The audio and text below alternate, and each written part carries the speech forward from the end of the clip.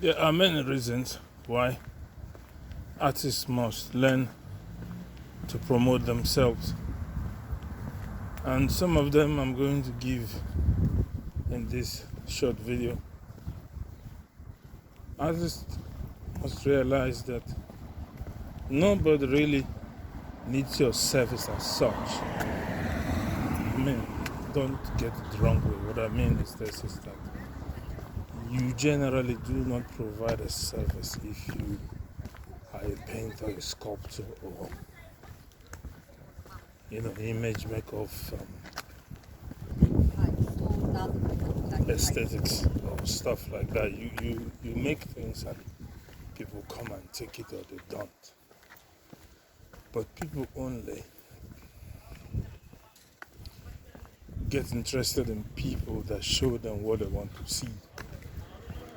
Most artists generally are not loud mouths. They're not really into the publicity of things, into the marketing of things. It is not something that they do with ease. They're mostly individuals that work in isolation, mind their own business, and kind of are quite quiet, to use a word that makes more sense. They're kind of a bit insular in a lot of ways. They try to be out of the way of things while contributing to things. It's a hard mix, but that is how most creatives are, especially painters, sculptors, and people of the fine arts. They tend to be more reserved in exposing themselves, or sometimes they're even reluctant to show you what they do. But that is crazy in the world we live today, where so much is weighted against the fine artists from all angles. I mean, the young generation are not paying attention to finer things. They want speed, they want copy, they want sound, they want the music, they want excitement. They're not interested in waiting for things to happen. They want it to happen now. So as a fine artist, you have to struggle with that. You have to bring the attention to your work. And so you have to learn in a lot of ways how to not worship them or try to kind of let them kick you around like a football, but you must be able to find avenues to introduce your work to them. And one of that will be showing your work to them on the platforms that they visit or the platform where they play. You don't necessarily need the young generation in terms of when you're generating money or trying to make money, but their presence in your work appreciation helps buyers or collectors to speculate that you must be doing something worthwhile if they think that so many young people are interested in your work. So there's a positive aspect of having a very young audience appreciating your work. The main thing here is that you have to learn how to engage those groups at the same time, not alienate the people who are going to pay for your art when it is deemed ready to sell or when you have put it up for sale. There's that balance. You need publicity, but you need the right kind of publicity. And so what I would suggest is that obviously by now I believe you would have had your social media platforms. You may be on Facebook. More than likely you should be on Instagram, because there's a lot of art on Instagram. You're also going to be on LinkedIn. You have LinkedIn, you have X, formerly Twitter. and so many others. Depending on where you are, you could be on the Chinese equivalent of all these apps and platforms. Anywhere you are in the world, it doesn't really matter. You have to find a way to put your work on one of these social media platforms, and from there you send people to go and take a look at a website I hope you have built for your art. I had mentioned it earlier, you only need something like a one-page website. You don't need a lot of pages, you really don't. You need like a one-page website that has 1 or 2 pictures, 5 or 6 at the most, that has a capture page. In other words, it should have an email contact form where people can put their email and you can send them information or get into a dialogue with them through their email exchange. You have to have that. It's good to keep your pages to be one page because your web page is what I'm talking about. It's good to have a one-page website when you start because 1, they load quicker, 2, they are cheaper to run, and 3, you can actually really monitor it and see. Like you can have an image for a month, see how it's going, and then change it.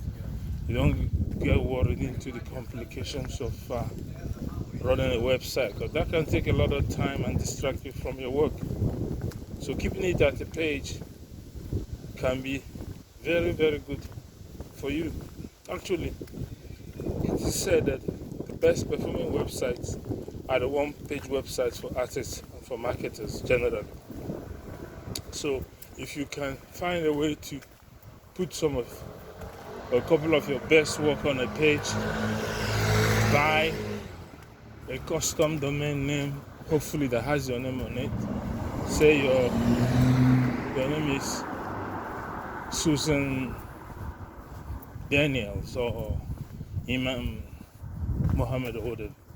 You can definitely buy a custom email that says you are who you are, and so that also the search engines would actually send people to those pages when somebody types your name into them. Make sure that it's simple, quick to load, and doesn't cost you too much. Failing that, you can also get a free Google site and make a one-page website out of it and do exactly the same. Google is good, even though some people try to make it out that somehow it's working against the internet, but Google can do you a world of good, especially when you're starting out. You don't have to go wasting your money on what you know or don't know is going to work. So you can build a Google website to help you promote your work, but you do need to be very consistent in how you manage your work. You have to be consistent.